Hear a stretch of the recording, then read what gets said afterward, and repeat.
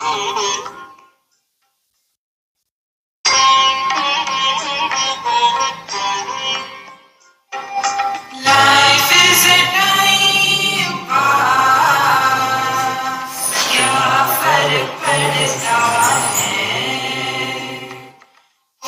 दिक्कत नहीं, पता नहीं, जो थारी राय सो मारी राय।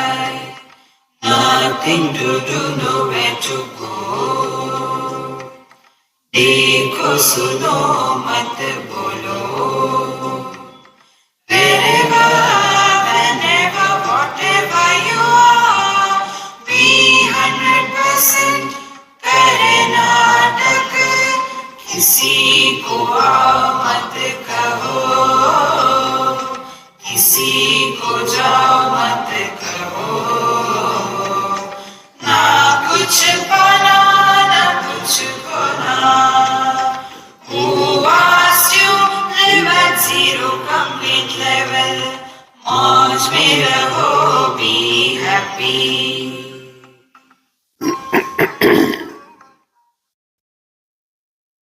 श्री कृष्णा श्री कृष्णा श्री कृष्णा श्री कृष्णा। गुरुर्ब्रह्मा गुरुर्विष्णु गुरुर्देवो महेश्वरः, गुरु साक्षात् परं ब्रह्म तस्मै श्री गुरवे नमः। तस्मै श्री गुरवे नमः। दो क्षेत्र में अध्यात्म के दृष्टि से हमको कार्य करना होता है। एक क्षेत्र है प्रकृति, दूसरा क्षेत्र है पुरुष। प्रकृति के क्षेत्र में कार्य करना, इसको कहते हैं सदाचार। सदाचार माने हमारा आचरण ऐसा हो, हमारा व्यवहार ऐसा हो कि जिसके माध्यम से सत माने परमात्मा प्रकट हो, उसको सदाचार कहते हैं। तो सत क्या है? सत है निरुपाधिक सत्ता, जो सभी उपाधियों का आधार है, लेकिन किसी भी उपाधि के द्वारा जो प्रभावित नहीं होता, वह है सत्य, वह है परमात्मा, वह है ब्रह्मन, वह है भगवान। उसके लिए जगत में रहते समय ऐसे रहे कि हमारे लिए कोई समस्या नहीं और हम किसी के लिए समस्या नहीं बनते। एक बात आपको बताते हैं, सभी के सभी आप शादीशुदा हो और सबके घर में समस्या है। समस्या का मूल कौन है? बच्चे हैं कि बूढ़े?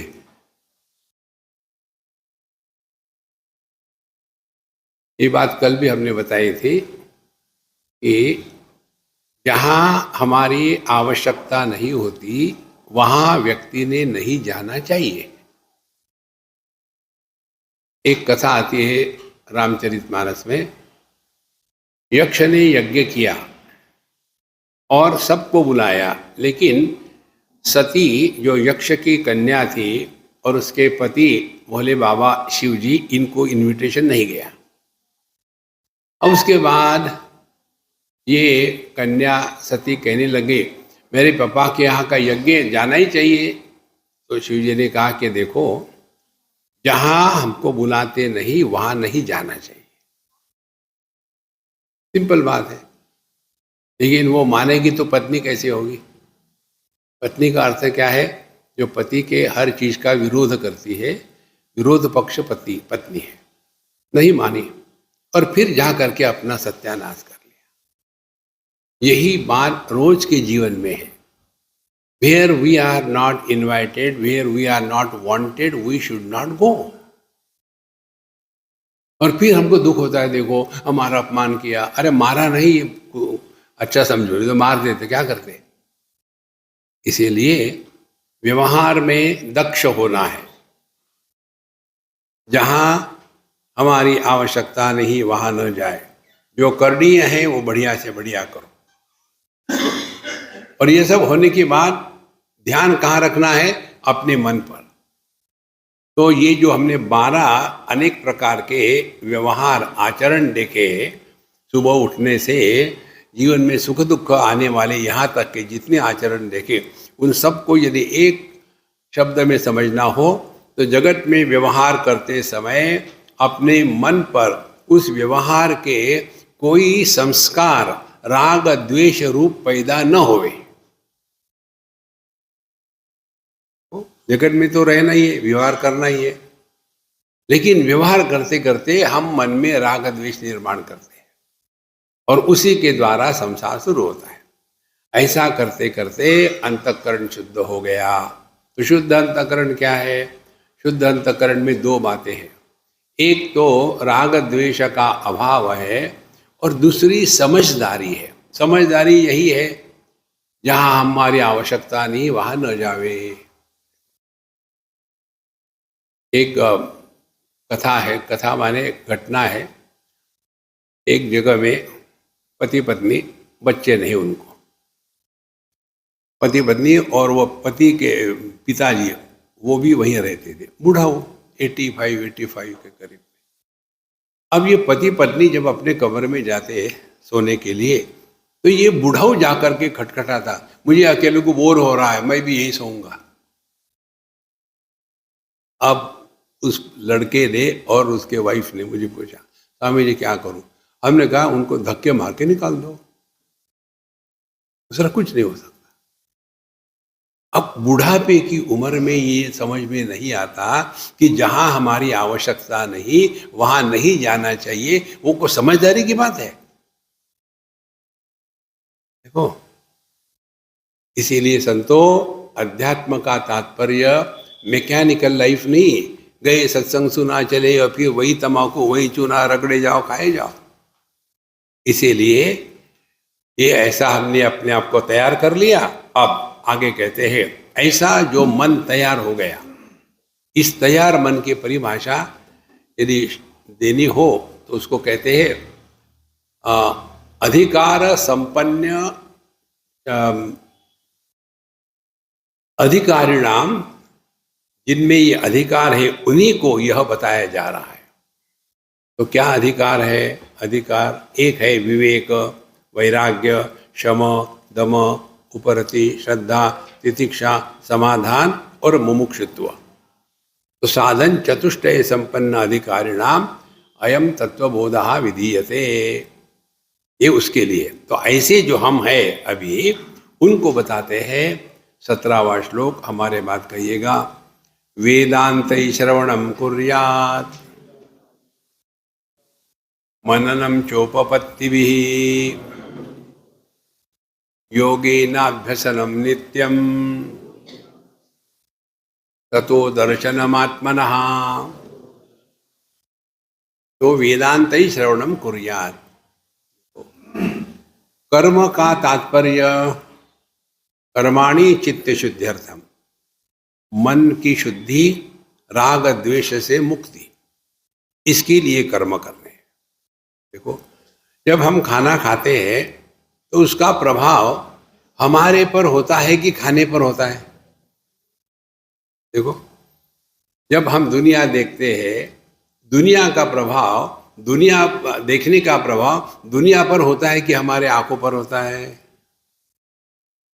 कितनी सिंपल बात है। तो जो हम कर्म कर रहे हैं उस कर्म का प्रभाव कहां हो रहा है ना सूक्ष्मता। लेकिन होता क्या है, हमने इतना किया दुनिया के लिए, लेकिन दुनिया में धक्का मारा, तुमको मारने दिया, ये कुछ शुक्र समझो।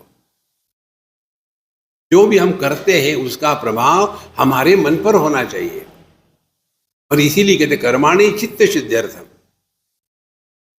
तो अंतःकरण शुद्ध हो गया, माने अब राग द्वेष से हम मुक्त हो गए।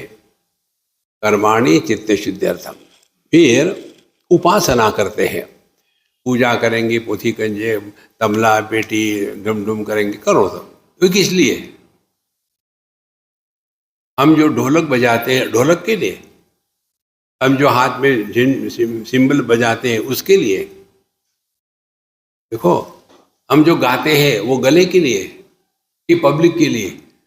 नहीं, हम जो भजन कीर्तन करते हैं उसका प्रभाव अपने मन पर होना चाहिए। तो कर्म का प्रभाव मन पर होने से अंतःकरण शुद्ध हो गया, और उपासना का प्रभाव मन पर होने से अब मन एकाग्र हो गया। अब हमारा मन इधर उधर नहीं भटकता। तब जाकर के उस उपासना का अर्थ है। और कर्माणि चित्तशुद्ध्यर्थम एकाग्रार्थम उपासनम मोक्षार्थम ब्रह्म विज्ञानम। अब जो हम पढ़ रहे हैं वेदांत, ये किस लिए है? ये मोक्ष के लिए है। अब मोक्ष क्या है? कल भी बताया था, मोक्ष माने मोह का क्षय। मोह क्या है? ये नहीं समझना कि हम कहाँ कब क्या आवश्यक है या नहीं आवश्यक है, यही मोह है। देखो महाराज, जिस व्यक्ति को इतनी समझ नहीं होती कि जहां हमारी आवश्यकता नहीं वहां नहीं रहे, वो क्या करेगा सुन करके? तो समझना क्या है, जहां आपके मन में प्रश्न दुख आया, इमीडिएटली देखो किसको है प्रश्न समस्या, तो पता चलेगा कि इस प्रश्न समस्या के मूल में एक व्यक्ति है, somebody है। उस somebody को देखो तो आपको पता चलेगा ये somebody कहीं है ही नहीं, तो वो दुखी हो रहा है। उदाहरण के लिए आदमी और पति, ये जितने भी डाइवोर्सेस होते हैं ना, उसमें यही समस्या है। डाइवोर्स किस में हो रहा है? लड़का लड़की में नहीं हो रहा है, पति पत्नी में हो रहा है। तो डाइवोर्स होने के बाद पत्नी जो है वो विधवा हो जाती है क्या? पति विधुर हो जाता है? नहीं। क्यों? कौन मरा? डाइवोर्स हुआ तो कोई मरा क्या? क्योंकि शादी जब हुई तो कोई पैदा भी नहीं हुआ था। तो जो पैदा भी नहीं हुआ, जो मरा भी नहीं है, वो झगड़ा कर रहे। देखो संतो, इसीलिए वेदांते श्रवणम कुर्यात् मननम उपपत्तिभिः योगेन अभ्यसनम नित्यम। अब यह जो ज्ञान है, अब ध्यान से सुनना, इसका अभ्यास करो कि हम केवल है मात्र।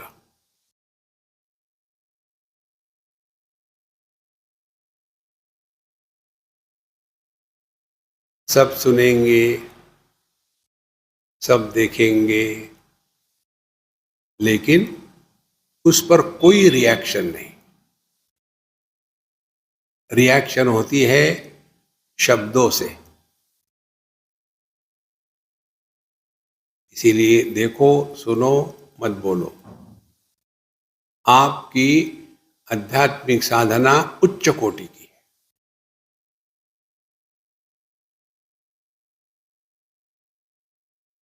ना कहीं जाना, ना कहीं आना।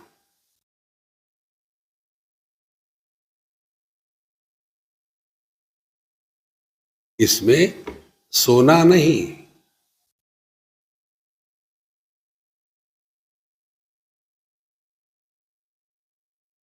इसको कहते हैं योगेन अभ्यसनम नित्यम। इसको कहते हैं योग।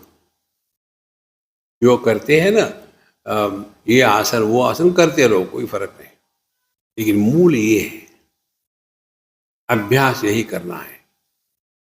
ये देह से अन्य कैसा अनुभव होगा? हम जब इंद्रियों से विषय को ग्रहण करते हैं तो उसका प्रभाव कहाँ हो रहा है? विषयों पर हो रहा है, इंद्रियों पर हो रहा है, मन पर हो रहा है, कि मुझ पर हो रहा है? ये सूक्ष्म चिंतन जब चलता है तब हम अध्यात्म के क्षेत्र में है। नहीं तो वही मैकेनिकली चलता रहेगा, उससे कुछ नहीं होगा। यहाँ तक हमने कल देखा था। अब सवाल यह आता है, जब हमको बताते हैं तत्वमसि, तुम साक्षात परमात्मा हो, कहने से क्या होगा? समझो, कह दिया तत्वमसि, हाँ तुम ब्रह्म हो, सोहम अहम ब्रह्मास्मि, क्या हुआ? तो समझ लेना, शब्द की शक्ति को छोटा मोटा मत समझना। शब्द की शक्ति अचिंत्य है। यहाँ का पढ़ेंगे फिर देखेंगे। शब्द शक्तिर चिंत्यत्वात् शब्दादेवा परोक्षधीः सुषुप्तो पुरुषो यद्वत शब्दे नैवानुबुध्यते। शब्द शक्ति है अचिंत्यत्वात्। ये मत समझना शब्द की शक्ति कुछ है ही नहीं, बहुत बड़ी शक्ति है शब्द की। यहाँ जो उदाहरण दिया है वो तो बहुत ही अच्छा दिया है, क्योंकि भगवान शंकराचार्य ने लिखा है। हमारे जैसे होता है तो दूसरा उदाहरण देता। शब्द की शक्ति जाननी है तो यहाँ उदाहरण ये है कि सुषुप्तो पुरुषो यद्वत, कोई आदमी सो रहा हो और उसके नाम से कोई चिल्लाए तो जग जाता है। नींद में भी उसको अपना नाम समझ में आता है। ये तो शास्त्र के अनुसार दिया हुआ उदाहरण है। हम आपको ऐसा उदाहरण देते हैं, आप भूलोगे नहीं। शब्द शक्ति है अचिंत्यत्वान। शब्द की शक्ति देखो कितनी है। हमारे बंबई में सुबह में 9 बजे चर्च गेट स्टेशन पर पूरी बंबई लोकल से जैसे पानी फेंको ना, ऐसे फेंकी जाती है। एकदम लाखों लोग हो गए, एक दिशा में जा रहे थे। आप काटते काटते बीच में जाओ उल्टे रास्ते से, और वहां देखो कोई एक लंबा चौड़ा तगड़ा मोटू, उसको रोको और उसको कहो, अरे बेवकूफ कहाँ जा रहे हो। शब्द शक्ति क्या होगा, उसके बाइसेप्स फ्लेक्स हो गए और उसके बाद उसके मुख कमल पर उसका छाप पड़ेगा इतना जोर से कि उसकी गर्दन 360 डिग्री घूमती रहेगी। शब्द शक्ति। कौन सा शब्द था? बेवकूफ। जब बेवकूफ शब्द से इतना प्रभाव पड़ता है तो भगवान के नाम से नहीं पड़ेगा? देखो संतो, इसीलिए कई बार होगा। एक दूसरा उदाहरण देते आपको, पूना की बात है। एक लड़की थी, हम जिनके यहाँ गए थे, तो वो उसकी माँ कुछ बना रही थी, पकोड़े वकोड़े, हाथ उसके बने हुए थे। तो उसने अपने लड़की को कहा कि देखो स्वामी जी को पानी देना। अच्छा मम्मी दे रहे। लड़की 20-22 साल की। और कहा कि देखो कहीं गिरा मत देना। अब 20-22 साल की लड़की पानी दे रही है, टोकने की कोई जरूरत है? जिंदगी भर टोकती ही रही उसको, ये मत करना वो मत करना। और बोले ठीक है मम्मी, और वो ग्लास लेके आई, टकराई, गिर गया। तो फिर उसने मुझे कहा, स्वामी जी ये एक्सपर्टाइज मम्मी ने मुझे दी है, मैं जो भी करती हूँ टोकती है। सब कुछ हो गया। फिर वो जा रही थी, सारी वीरी पहनी और स्कूटर पर जा रही थी। स्वामी जी आज मैं पहली बार जा रही हूँ स्कूटर पर साड़ी पहन करके, मुझे आशीर्वाद दीजिए। हमने कहा बिल्कुल बढ़िया, जा फाड़ के मत आना साड़ी। शाम को साड़ी फाड़ के आई। देखो ये होता है शब्द की शक्ति का। Don't start thinking negative. जितना आप नेगेटिव विचार करोगे ना, उतने आप दुखी हो जाओगे। Start with A positive attitude. इसीलिए ये मत करो कि हम कैसे ब्रह्म हो सकते हैं, हमारा मन क्यों कैसे शांत हो सकता है। किसका होगा? पत्थर का। Start positively. शब्द शक्ति अचिंत्यत्वान शब्दादेव अपरोक्षधि ही। तो आपको यही शब्दों से ही बताया कि आप सुंदर हो, और फिर धीरे धीरे वो इतना दृढ़ हो जाता है कि मैं सुंदर हूं।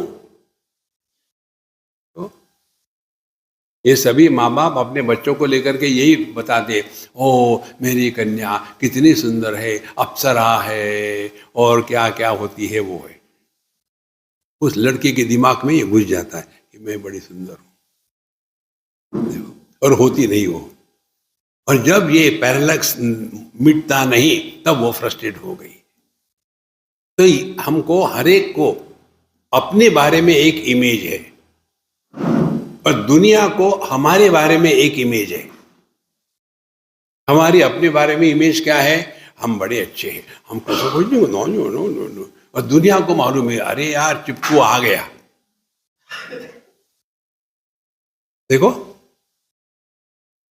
इसीलिए शब्दादेव अपरोक्ष देहि, तो यही अभ्यास करें कि इंद्रियों से पहले विषयों से हटे इंद्रियों में आए, इंद्रियों से हटे मन में आए, सुख दुख से हटे सुखी दुखी नहीं बने, मैं का त्याग हो गया, चेतना में प्रवेश हो गया। यहीं तक हमारी साधना है।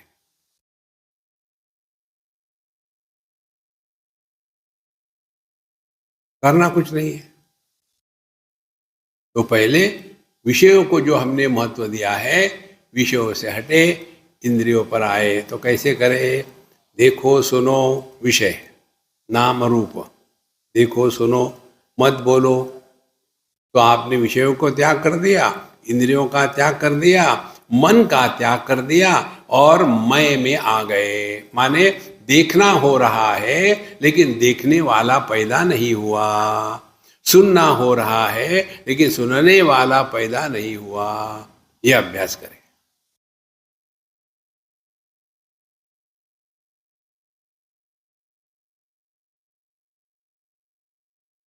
समस्या कहाँ है? मन में। तो साधना का प्रभाव कहाँ पड़ना चाहिए? मन में। कुरुते गंगा सागर गमनम व्रत परिपालन अथवा दानम ज्ञान विहीन सर्वमतेन भजति ने मुक्तिम जन्मशतेन। बाहर का कुछ भी करो, समाज सेवा करो, झाड़ू लगाओ, ठीक है अपनी जगह में, लेकिन असली वेदांत ज्ञान ये है, शब्देन एव अनुभुध्यते। अपने आप को इस प्रकार से ना समझे कि हम बड़े दुखी हैं, पापी हैं, बिल्कुल नहीं। आप साक्षात परमात्मा हो। ध्यान से सुनना, भगवान का दर्शन नहीं होता, भगवान भक्त के हृदय में प्रकट होते हैं। भगवान को कहीं से आना थोड़ी है। जैसे जो भागवत में कथा आती है, महाभारत में कथा आती है कि जब द्रौपदी का वस्त्रहरण हो रहा था और उन्होंने कहा, तो क्या भगवान ने द्वारका से फ्लाइट लेके आए थे क्या? कहा नहीं है परमात्मा। वो ढके हुए हैं गलत धारणाओं से।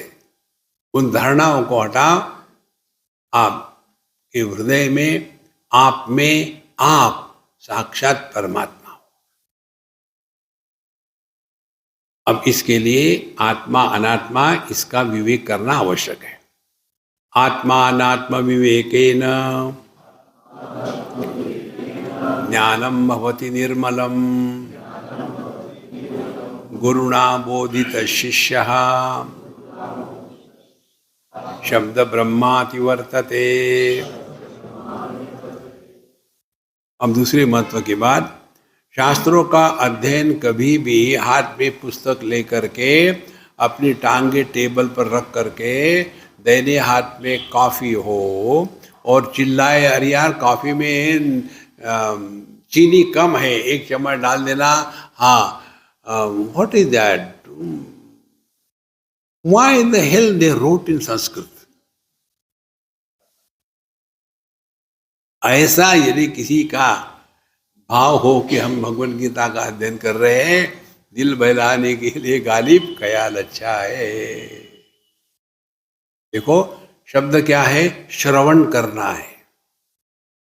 शास्त्रों का अध्ययन गुरु मुख से ही होना है। देखो महाराज, ये बहुत महत्व की बात है। कारण क्या है? ज्ञान कहाँ है? पुस्तक में है। पुस्तक जड़ है, छपा हुआ जड़ है।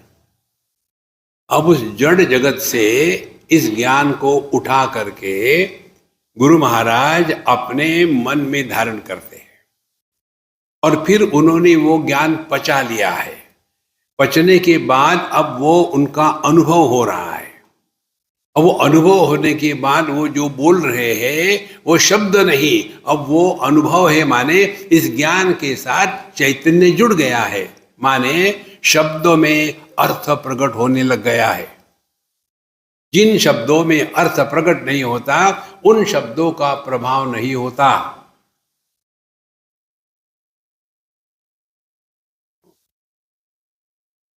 हम अपने बच्चों को बताते हैं, हमारी बात क्यों नहीं मानते हो? क्योंकि हमारे शब्दों में अर्थ ही नहीं है, बोले जा रहे हैं, कुछ अर्थ नहीं। उसको समझने के लिए एक एक्सपेरिमेंट करो। हमने कागज पर लिखा पत्थर और उसका लड्डू बनाया और इस प्रज्ञा के पास फेंका मारने के लिए, तो उसने वो कैच किया, तो उसको लगेगा क्या वो कागज का ही तो लड्डू था? फिर उसने देखा, ओ स्वामी जी को पत्थर चाहिए, उसने उसे पत्थर रखा और मेरे तरफ फेंका, तो मुझे लगेगा ना, क्योंकि मैंने जो लिखा था उसके साथ अर्थ जुड़ा नहीं था। शब्द के साथ जब अर्थ जुड़ जाता है तब तो उसका प्रभाव होता है। देखो संतो, हम कितना बताते हैं लोगों को, लेकिन लोग हमारी बात मानते नहीं। देखो क्यों मानेंगे? हम कट्टर है ना, मालूम है ना आपको? कट्टर नहीं, व्यर्थ है आपका जीवन।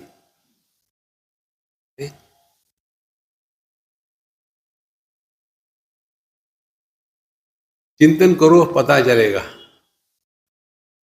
आत्मा अनात्म विवेकेन, तो हमको आत्मा अनात्मा का विवेक करना है। और कैसे? देखो, सत्संग सुनते समय ही आपकी असली साधना होती है। श्रवण का अर्थ है सुनते समय ही ज्ञान हो जाता है।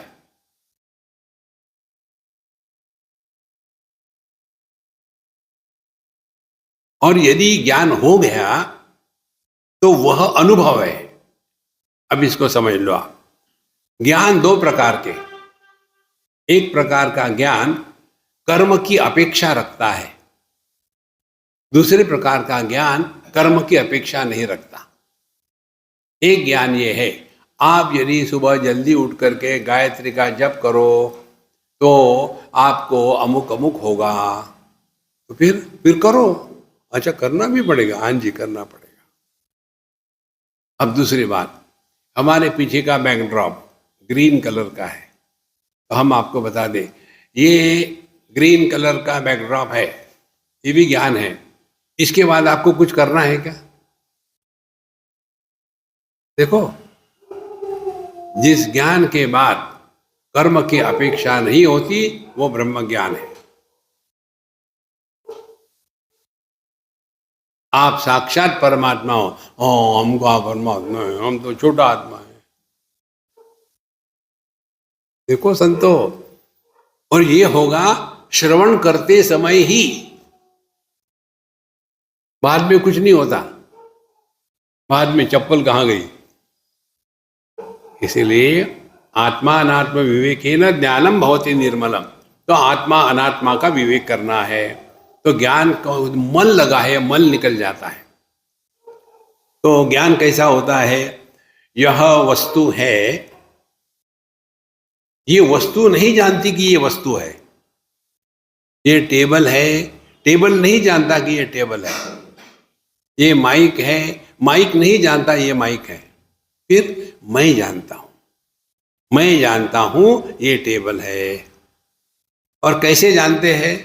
मैं जानता हूं ये टेबल है, लेकिन मैं टेबल नहीं हूं। तो मैं जानता हूं ये आत्म भाव हो गया, और मैं टेबल नहीं हूं ये अनात्म भाव हो गया। यदि ऐसा नहीं होता तो कैसी मजा आती? ये क्या है? ये गधा है। गधा नहीं जानता वो गधा है, मैं जानता हूं वो गधा है। कैसे जानता हूं? मैं गधा नहीं हूं। लेकिन यदि ऐसा होता, जिसको जाना वो मैं बन गया, तो कितना मजा आता। देखो संतो, तो आत्मा अनात्मा विवेक है ना, आत्मा अनात्मा का विवेक। तो जिस ज्ञान में अन्य के प्रतीति को सत्य माना है वो मानसिक प्रत्यय है।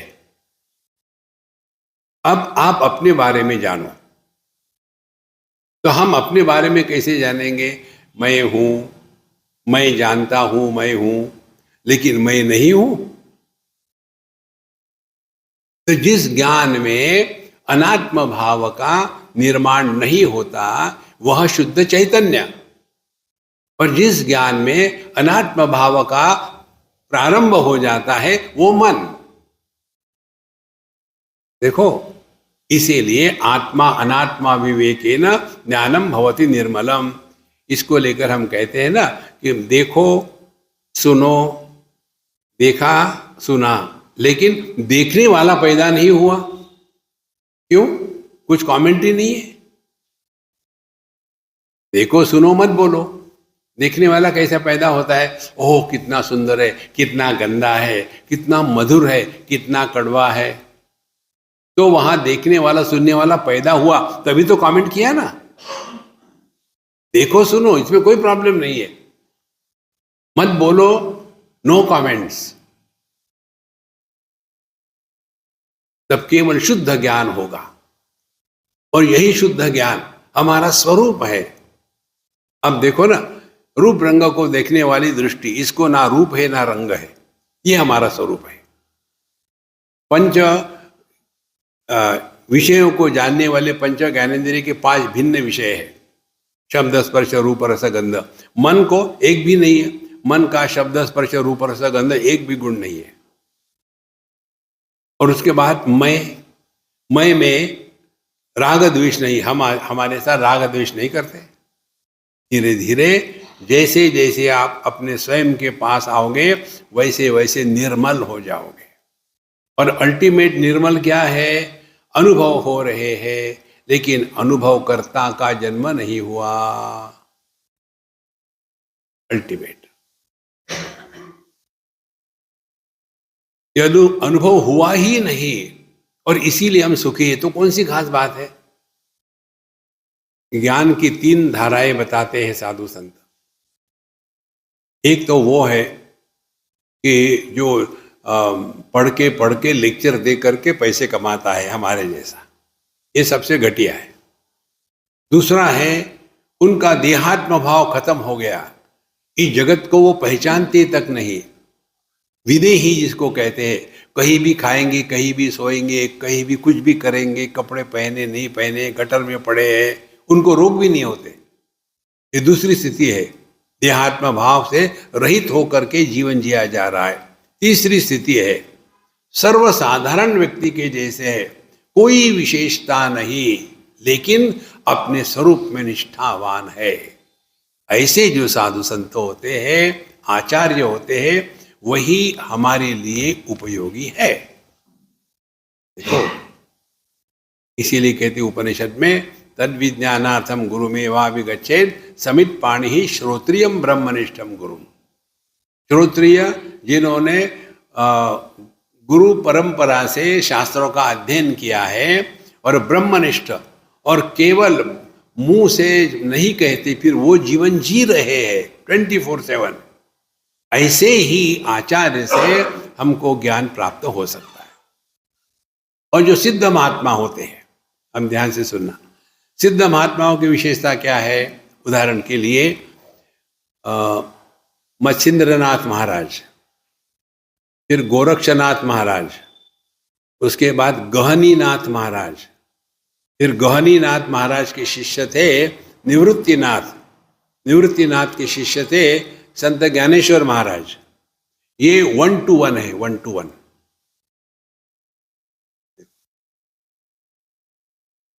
ऐसे नहीं कि बाबा जी बता रहे 1000 शिष्य, नहीं, 1 to 1 होता है। और दूसरी बात, वो जो बताते हैं वो शब्दों से नहीं बताते, वो प्रसंग निर्माण करके बताते हैं।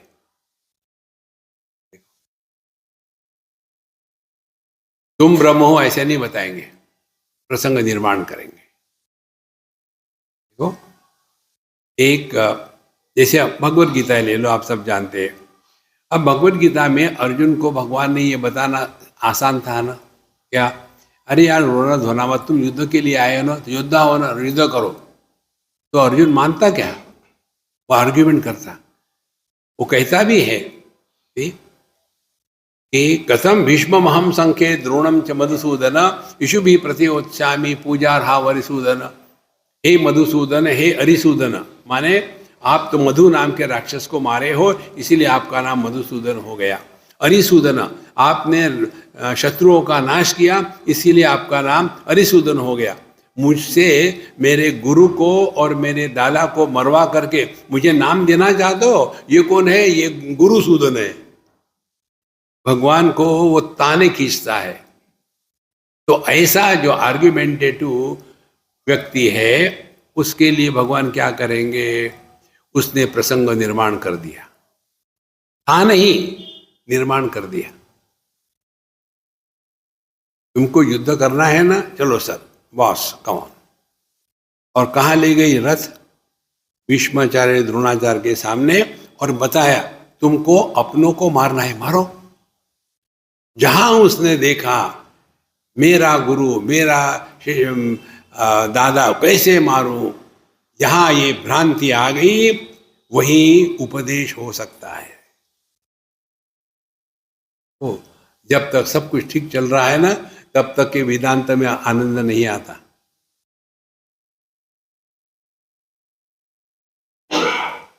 जब सपना बढ़िया चलता है तो बढ़िया चलने वाला सपना टूटता नहीं कभी।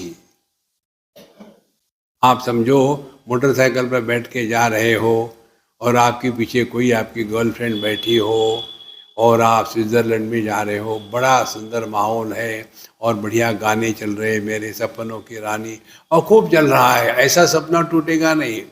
उसी सपने की वही मोटरसाइकिल, वही आप स्किड होकर के गड्ढे में गाओ, एकदम सपना टूट जाता है। इसी प्रकार से ये जो जागृत सपना है ना, सपनों की रानी, जब ये धक्का लगता है जीवन में, तो चलो शिव मंदिर में जाते हैं, सत्संग करेंगे। इतने हैं यहाँ अगल बगल में। अभी चुना तंबाकू में मजा आ रहा है ना, कौन आएगा? देखो संतो, इसीलिए ईश्वर का अनुग्रह यही है कि हमारे जीवन में समस्या आती है, उसी से हम तत्व चिंतन में लग जाते। तो गुरुना बोधित शिष्य शब्द ब्रह्माति वर्तते। आगे कहते हैं, अब इसको कैसा करना है अभ्यास। 20वां श्लोक, न त्वं देहो नेन्द्रियाणि न प्राणो न मनो न धीः विकारित्वाद् विनाशित्वात् दृश्यत्वाच्च घटो यथा। अब साधना क्या है वेदांत की? साधना ये है अपने अनुभूतियों का विश्लेषण करके उससे सीखना। जो सीखने के लिए तैयार नहीं है वो शिष्य नहीं है। देखो, सिख संप्रदाय में जिसको सिख कहते हैं ना, उसको शिष्य कहते हैं। श का उच्चार ख में होता है, लेकिन सहस्त्र शीर्षा पुरुखा, पुरुषा ने पुरुखा कहते हैं। इसी प्रकार शिष्य को सिख कहा है। तो क्या है शिष्य, कौन है? पहली बात, ना तो तुम देह हो, न त्वं देहः, न इंद्रियाणि, ना तो तुम इंद्रिय हो, न प्राणः, ना तो तुम प्राण हो, न मनः, ना तो तुम मन हो, न धीहि, ना तो तुम बुद्धि हो। क्यों नहीं है? हम ये उदाहरण देते हैं 3 कारणों से। एक क्या है? विकारित्वात्, दूसरा है विनाशित्वात्, तीसरा है दृष्टत्वाच्च घटो यथा। एक घट है, एक घट को क्या लक्षण है? पहला लक्षण, ये घट हमको दिखता है अपने से अन्य के रूप में। देखने वाला और देखा गया, ये इनमें भेद होता है। तो दृश्यत्वाद, घट दिखता है, अच्छी बात है। फिर विकारित्वाद, इस घट में विकार आते हैं। और तीसरी बात विनाशित्वाद, और ये घट मर जाता है, टूट जाता है। ये 3 कारणों से हम घट नहीं है। अब देखो, ये तीनों के तीनों अपने पर लागू होते हैं। पहले दृश्यत्वाद, हम देह को जानते हैं ना, कैसे? वस्तु को केवल यह माइक मेरा है, मैं माइक है नहीं कहता है, ये मेरा है। तो जगत के साथ हमारा संबंध मेरा के रूप में होता है, ममता के रूप में। देह के साथ हमारा संबंध कैसा है? दो प्रकार से है। देह मेरा है और मैं देह हूं। इसीलिए देह के बंधन को छोड़ने के लिए पहले ये ममता के धागे को काटना आवश्यक है। देखो, सब की ममता ताग बटोरी, तब जाकर के हम आगे बढ़ सकते हैं। तो ये जो देह है दृश्यत्वात्, इसको हम जानते हैं, देखता है। कोई ये नहीं कहता कि मेरे पैर को लगा है, मुझे लगा है, क्योंकि उसके साथ इतना तादात्म्य है। दृश्यत्वात्, दूसरे बार विकारित्वात्। अब देह में विकार आते हैं, इसका उदाहरण देने की जरूरी नहीं है। हर एक में pain here, pain there, pain pain everywhere, मालूम है। विकारित्वात्। तीसरी बात विनश्यत्वात्, और इसका अल्टीमेटली नाश हो जाता है। या तो अपने को घट कहो, या तो अपने को देह मत कहो, या तो अपने को घट कहो, या तो अपने को इंद्रिय प्राण मन अधि, इसको स्वीकार ना करो। इसको लेकर के हम आपको जो बताते हैं ना, वो यही है। ध्यान से सुनना। आत्मा परमात्मा एकमेवाद्वितीय, अनंत, अविकारी, अनादि। अब ये जो आत्मा है, इस पे कोई विकार वगैरह नहीं है। फिर यही आत्मा देह के साथ तादात्म्य होने के बाद देह भाव से मैं देह हूं, ये दूसरा आत्मा का अधपतन है। इसको कहते हैं मिथ्यात्मा। मिथ्यात्मा माने जो न होते हुए भी सत्य प्रतीत होता है, उसको मिथ्यात्मा कहते हैं। अब किस हिसाब से हम कह सकते हैं कि देह मैं हूं? ना तो देह हमारी बात मानता है, ना तो देह को हमने बनाया है, ना तो देह को हम टिका सकते हैं। उसको जो होना है वो होना है, और फिर भी हम देह है। इसीलिए पहला मुख्यात्मा, दूसरा मिथ्यात्मा।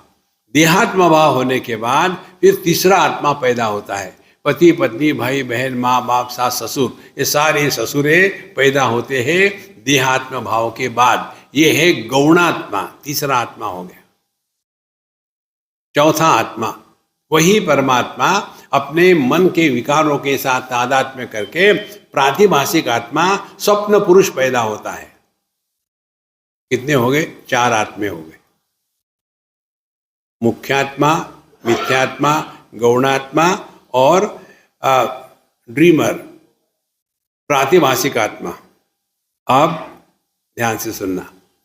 सपने में कुछ अच्छा बुरा हुआ और कुछ तो भी भयानक बुरा हुआ, और आपका सपना टूट गया। टूटने के बाद आप सपने को, घटना को लेकर के क्या करोगे? पुलिस में जाओगे? क्या करेंगे? छोड़ो यार, सपना था, उसके बारे में चिंता मत करो। यदि ये समझ में आ गया हो लेटर एंड स्पिरिट, उसी प्रकार से अब अगली बात। जब आपके जीवन में कोई ऐसी घटना हो गई कि जिसके कारण आपको रीथिंकिंग करना है लाइफ के बारे में, यार ये क्या लाइफ है? वही तम्बाकू, वही चूना, रगड़ो, खाते जाओ, वही सुबह उठ गए, चाय पानी के लिए झगड़ा किए, स्कूल में गए, कॉलेज में गए, फिर वापस आए, फिर यार वही mechanical. What is the charm in this life? फिर हम क्या करते हैं? 2 मार्ग है, प्रेय मार्ग और श्रेय मार्ग। फिर हम भिन्न भिन्न प्रकार के भोगों में लग जाते हैं, वहां भी वही अनुभव आएगा। और फिर जब ईश्वर का अनुग्रह होता है, देखो अवधूत गीता का पहला श्लोक हमारा बहुत प्यारा श्लोक है। ईश्वरानुग्रहात् एव पुंसाम अद्वैत वासना महद भय परित्राणात् विप्राणाम उपजायते। ईश्वर का जब अनुग्रह होता है तब हमारे मन में तत्व के प्रति जिज्ञासा जागृत हो जाती है। नहीं तो हम जाएंगे मंदिर में, मत्था टेकेंगे, किस लिए? भगवान ये करो, वो करो, ऐसा करो, वैसा करो। इसीलिए भगवान हमारी बात मानते नहीं। आप सभी भगवान को देखो जाकर के अंदर में, ऐसा इनका मुद्रा है ना, इसका अर्थ यही है, चुप कितना मांगोगे? नहीं तो 1 लगाऊंगा। कंटिन्यूसली मांगने के सिवा कुछ जानते ही नहीं हम।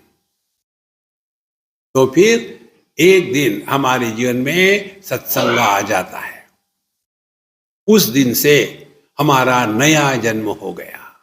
उसको कहते हैं अब पारमार्थिक आत्मा। पारमार्थिक आत्मा माने साधक। जैसे स्वप्न से जगा हुआ व्यक्ति स्वप्न को लेकर के अब चिंता नहीं करता, छोड़ो यार सपना था। इसी प्रकार से जो अध्यात्म के मार्ग पर चल पड़ा है, अब वो अपने भूतकाल की बातें, मैं यहाँ था, मैं वहाँ था, मैंने ये किया, मैंने वो किया, मैं 30 मार खा हूं। क्यों 30 बार मार खाया हूं? ये सब सपना गायब। इसी को लेकर के हम कहते हैं wherever, whenever, whatever you are, be 100%। 100% वर्तमान में रहो, ये वेदांत की साधना है। वो संतो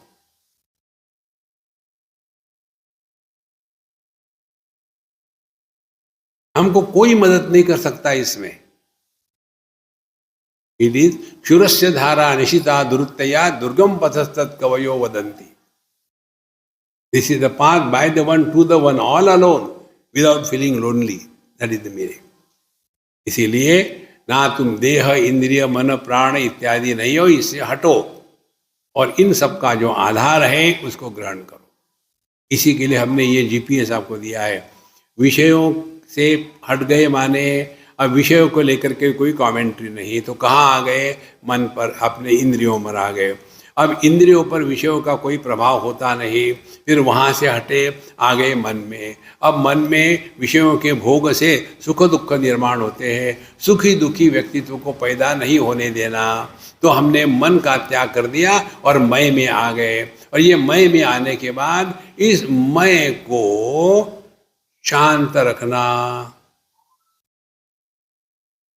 तो जिस प्रकार से बर्फ का टुकड़ा धीरे धीरे बिना आवाज किए पानी में मिल जाता है, इसी प्रकार से यह जो मैं है धीरे धीरे चैतन्य में मिल जाता है।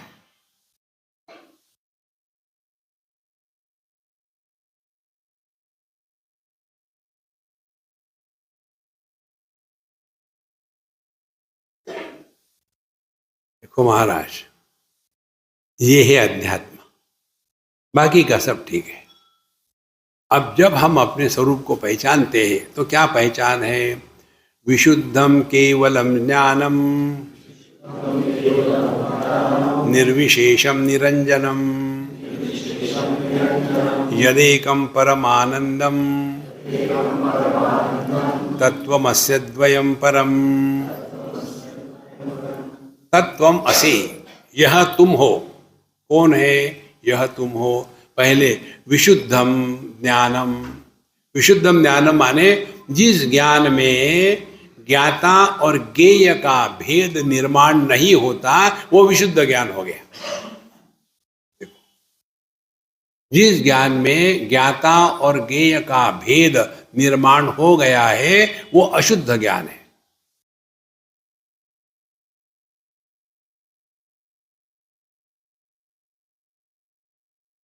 जिस ज्ञान में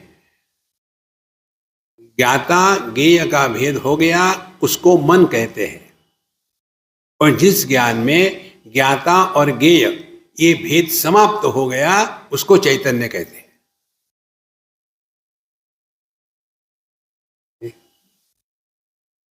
करना कुछ नहीं है।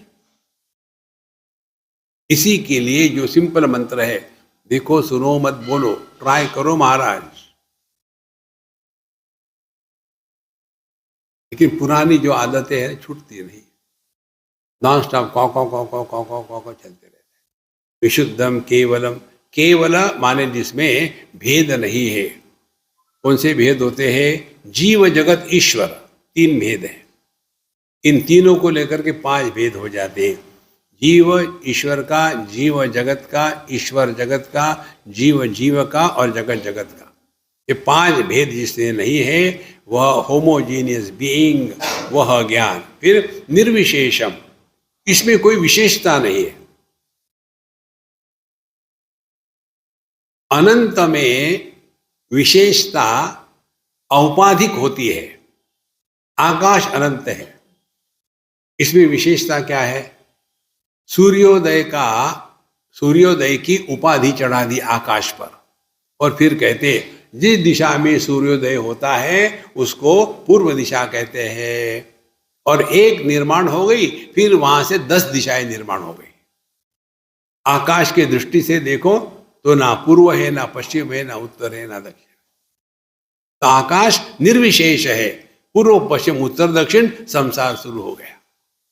निर्विशेषम, यही अपना अनुभव है ना।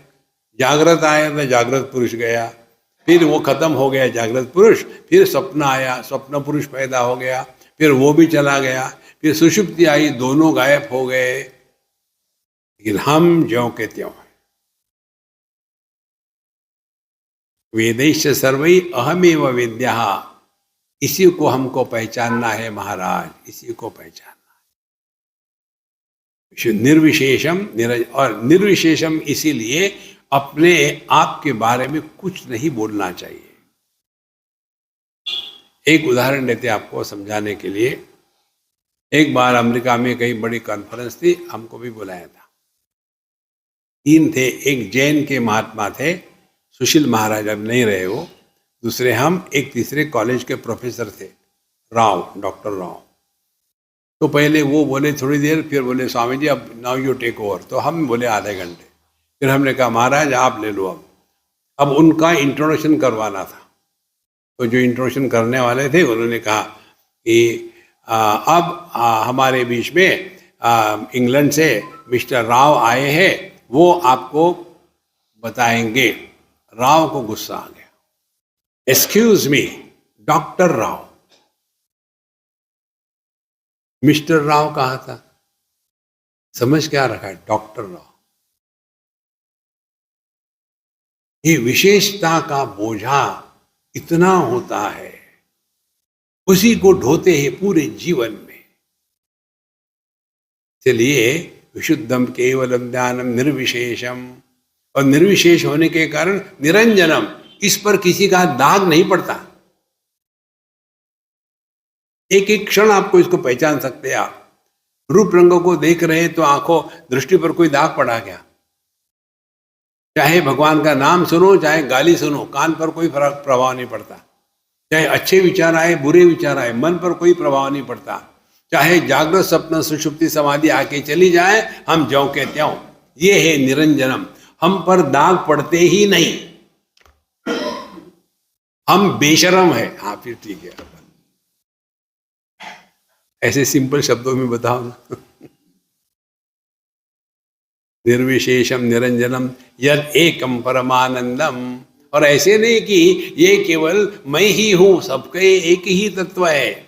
एकम परमानंदम तत्वमस्य द्वयम परम, यह जो अद्वय तत्व है ये तुम्हारा अपना स्वरूप है महाराज, इसको ग्रहण करो, बाकी का नाटक करो। तो मंदिर में गए तो मत्था टेको। एक बहुत बड़े महात्मा हो गए, उड़िया बाबा उनका नाम, हमारे वृंदावन में रहते थे। तो उनके भगत उनको कहते थे कि महाराज जी चलो बिहारी जी के दर्शन करें। चलो, चले गए।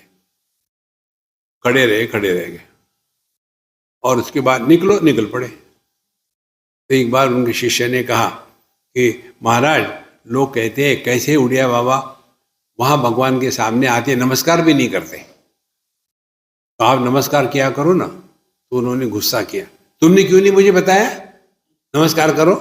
ये तुम्हारी गलती, मेरी गलती नहीं है। कितना प्यार है इसमें देखो। जो अपने स्वरूप में निष्ठावान है उसको मुझे कुछ करना है, ये भाव आ ही नहीं सकता। देखो महाराज, यदेकम परमानंदम तत्वमस्य द्वयम परम, शब्दस्याद्यन्तयोः सिद्धम स्याद्यन्तयोः सिद्धम मनसोऽपि तथैव च मध्ये साक्षितया नित्यम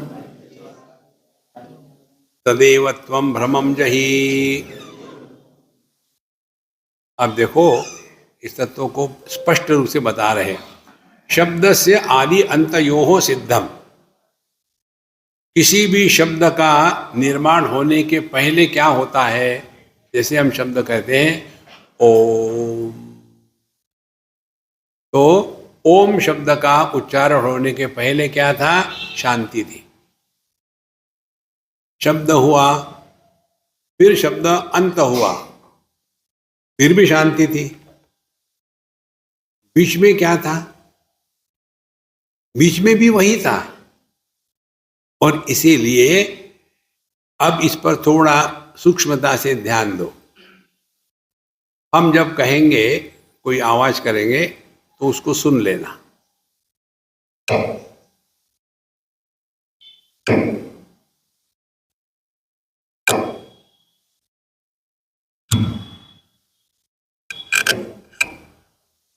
आपने 4-5 बार सुना।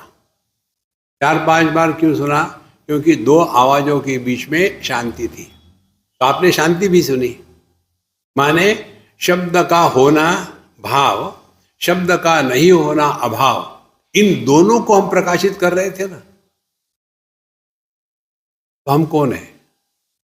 जो भाव अभाव के परे है।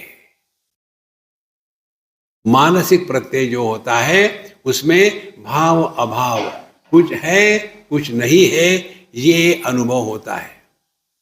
जब जागृत है तब स्वप्न नहीं है, जब स्वप्न है तब सुषुप्ति नहीं है, जब सुषुप्ति है तब जागृत स्वप्न नहीं है। लेकिन ये सब चला चली का खेला, आता जाता है। हमको अपने अभाव का अनुभव कभी आ ही नहीं सकता।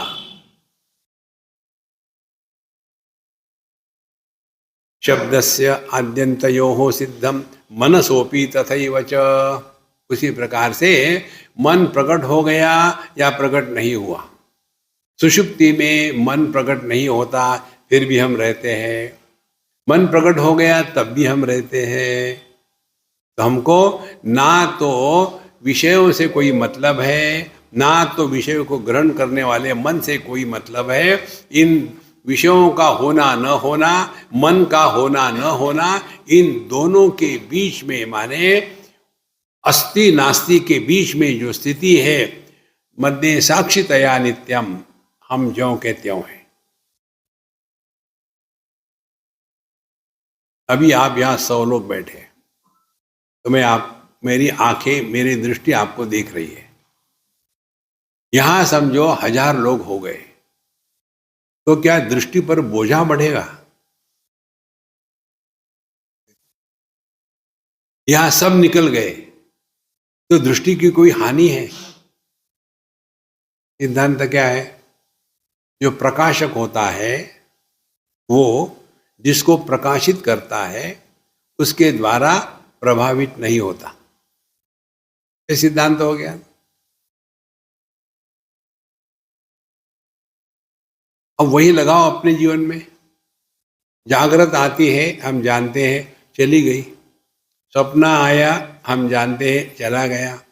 सुषुप्ति आई, हम जानते हैं, चली गई। हम पर क्या प्रभाव पड़ा?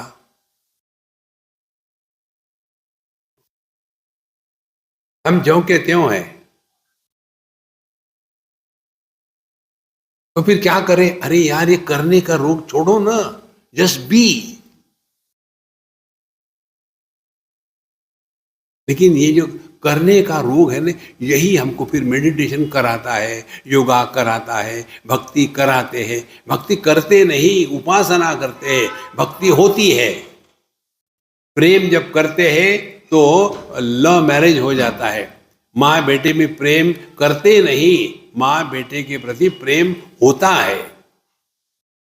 देखो माँ, इसीलिए ये जो माँ है अपने बेटे के प्रेम में गिरती नहीं। लड़का लड़की के प्रेम में गिरता है धड़ाल से, उसी को शादी कहते हैं। शादी के बाद जीवन की दिशा बदल जाती है। मध्य साक्षितया नित्यम, तो जो भाव अभाव का प्रकाशक है, और इसी के कारण, भाव के कारण जिसमें कोई एडिशन नहीं होती, और अभाव के कारण जिसमें कोई कमी नहीं होती, वह अखंड स्वरूप अपना ज्यों का त्यों है। इस उदाहरण से ग्रहण करना आसान है।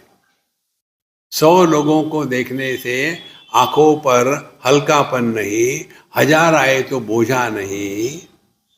इसी प्रकार से जागृत आई तो कोई लाभ नहीं, स्वप्न आया तो कोई लाभ नहीं, सुषुप्ति आई तो कोई हानि नहीं।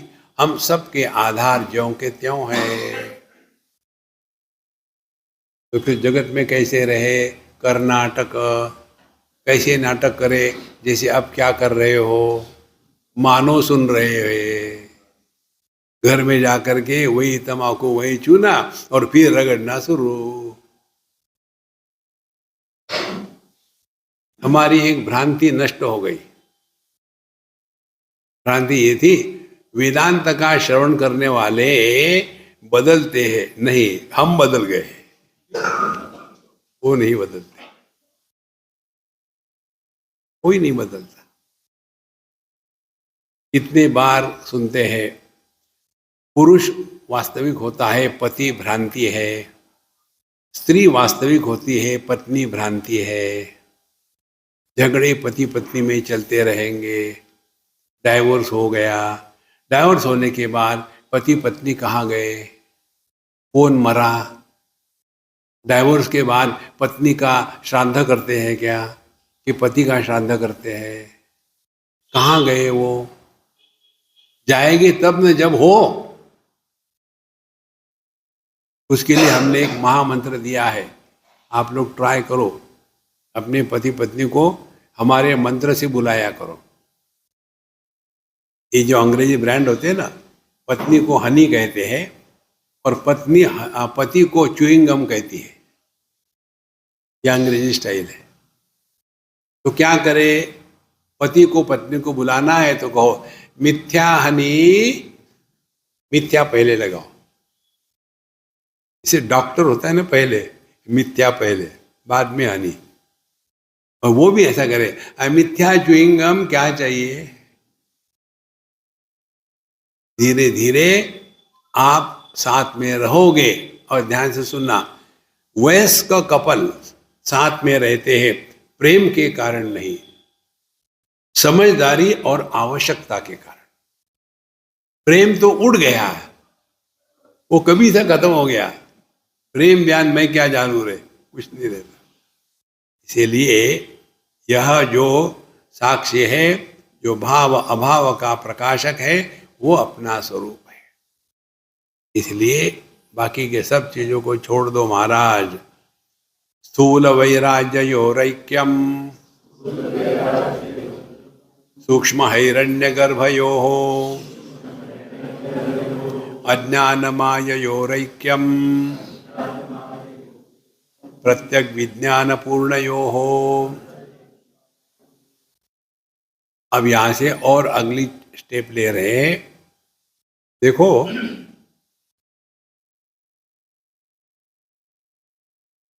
बाहर की हवा और अंदर की हवा, यदि दोनों का संबंध काट दिया जाए, कैसे? कुंभक करो एक्सपेरिमेंट करने के लिए। कितने समय तक? आधा घंटा। उससे क्या होगा? अगला प्रश्न आएगा ही नहीं।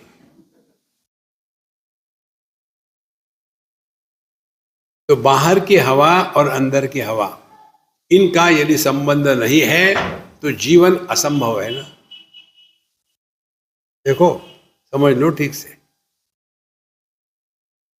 तो इसका अर्थ क्या हो गया? बाहर और अंदर, इसके लिए कोई रेफरेंस चाहिए ना। बिना रेफरेंस के बाहर अंदर ये वाक्य का, ये शब्द का प्रयोग नहीं किया जा सकता। देखो, माला मेरे जेब के अंदर है और फोन जेब के बाहर है, तो जेब इज द रेफरेंस। हम इस हॉल के अंदर है, जूते हॉल के बाहर है, रेफरेंस हॉल। जूते मंदिर के कंपाउंड के अंदर है, कार कंपाउंड के मंदिर के बाहर है, कार जयपुर में है। देखो, दिल्ली जयपुर के बाहर है। जब तक के अंदर बाहर इसको सत्य मानेंगे तब तक के संसार शांत नहीं हुआ। क्या ये संभव है? बिना अंदर बाहर के अनुभव से हम जी सकते हैं? आप अपने अनुभव का विश्लेषण करो, तब आपको पता चलेगा।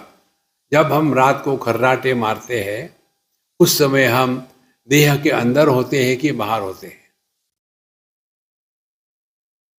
बिस्तर के ऊपर होते हैं कि नीचे होते हैं?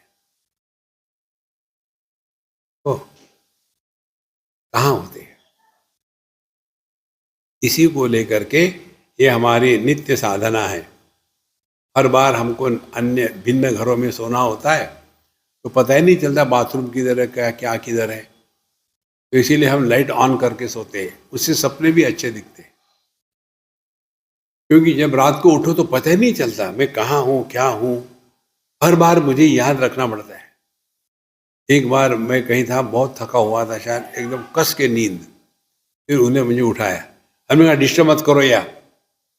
वो परेशान, स्वामी जी क्या हो गया? अरे कुछ नहीं हुआ। क्यों? बोले सत्संग को जाना है ना। सत्संग को जाना है। कहाँ हैं हम? सब गायब। जहां देहात्म भाव नहीं है वहां दुनिया नहीं है। तो कैसे रहे? कर्नाटक कैसे नाटक करे? जैसे आप कर रहे हो, यही साधना है। देखो संतो, इसीलिए स्थूल वैराग्यो हो ऐक्यम, स्थूल जगत और हमारा स्थूल देह ये अलग अलग नहीं है। बाहर की अग्नि अंदर की अग्नि, संबंध नहीं तो मर गए। बाहर का पानी अंदर का पानी, संबंध नहीं तो मर गए। बाहर की हवा अंदर की हवा, संबंध नहीं तो मर गए। माने कहने के लिए ये दो है, असल में है एक ही। इसीलिए स्थूल वैराग्यो ऐक्यम, सूक्ष्म हिरण्य गर्भयो हो। कल आपको बताया था। देखो, जब हम सोते हैं और हमको फिर सपना आता है तो सपने में दुनिया दिखती है। दुनिया में सब कुछ दिखता है। ये किसने निर्माण किया? हमारे मन ने। और जब सपना टूट गया, नींद टूट गई, उड़ गए, तो उसके पश्चात ये स्वप्न में जितने लोग थे अच्छे बुरे, वो कहाँ गए? इसके बारे में हम चिंता करेंगे क्या? यार मुझे सपने में बहुत बढ़िया लॉटरी लग गई थी, लेकिन सपना टूट गया, लॉटरी में ला ही नहीं सका वेकिंग में। I wish I could smuggle it. No, you cannot. ये समझ में आ गया है। इसी प्रकार से जब हम जग जाते हैं अपने स्वरूप में, तब ये दुनिया कहाँ गई इसका कोई मतलब नहीं। ये वैयक्तिक हो गया। अब टोटलिटी क्या है? हमारा सूक्ष्म देह माने मन बुद्धि चित्त अहंकार, और समष्टि का सूक्ष्म देह माने ब्रह्मा जी, उनको भी 4 सर है। तो ब्रह्मा जी के सपने में हम सब है।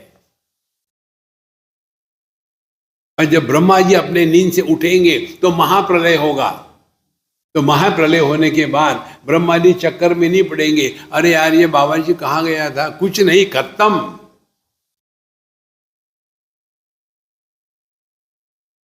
देखो, एक बहुत बड़ी साधना है, कार्य कारण के परे चले जाओ। कार्य कारण कंसेप्चुअल है, हम कंसेप्ट नहीं है। एक यूनिवर्सिटी में हमारे लेक्चर के बाद वो प्रोफेसर ने कहा कि mister Swami you presented concept very well. I said dear, it was not a concept, I was talking not of concept. You are a professor is a concept. Tomorrow you will be retired, you will be ex-professor, unknown professor. You are American is a concept. Tomorrow you go to India and become citizen there. You are no more American citizen. You are married today. Tomorrow you will be divorced. You will be unmarried. Concept. But you are is not a concept. Concepts are subject to modification. Truth is not modified.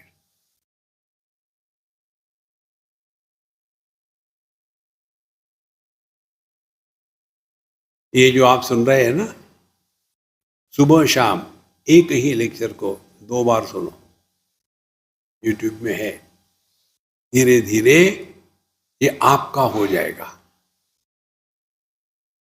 अभी तो केवल सुन रहे हैं, और ये भगवान की गलती है। कान एक लाइन में, इधर से सुना इधर से चला गया, नीचे गया ही नहीं।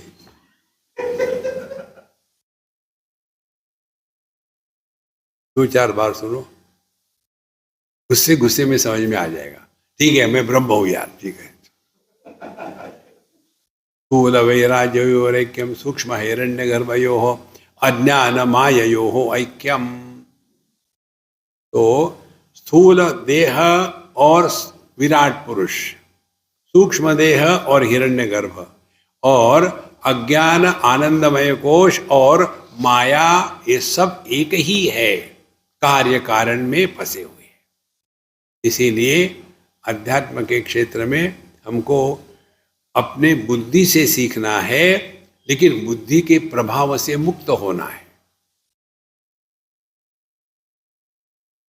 कैसे? हमको बहुत ऊंची छलांग लगानी है, नहीं लगा सकते, तो हम हाथ में डंडा लेके दौड़ते हैं, गाड़ते हैं, और फिर उसी डंडे से ऊपर जाते हैं। ऊपर जाने के बाद डंडे को फेंको। इसी प्रकार से हम तत्व का चिंतन करें, और जहां अनुभूति में पहुंचे एकदम सब गायब। ना डंडा है, ना पहुंचना है, ना गिरना है, ना पाना है, ना खोना है।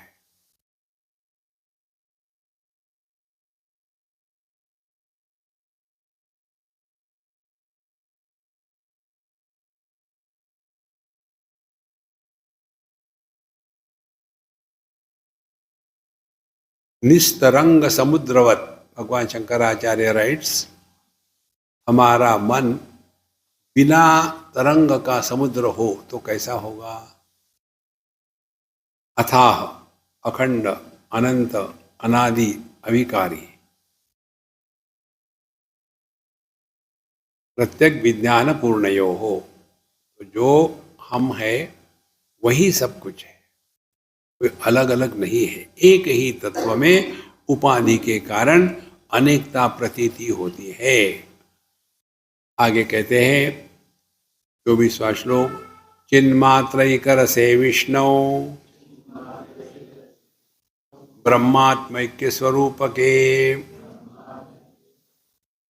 भ्रम एव जगज्जातम रज्वाम सर्प भ्रमो यथा। इसको हम कल देखेंगे। ओम पूर्णमदः पूर्णमिदं पूर्णात् पूर्णमुदच्यते पूर्णस्य पूर्णमादाय पूर्णमेवावशिष्यते। ओम शांति शांति शांति। हरि ओम। श्री गुरुभ्यो नमः। हरि ओम।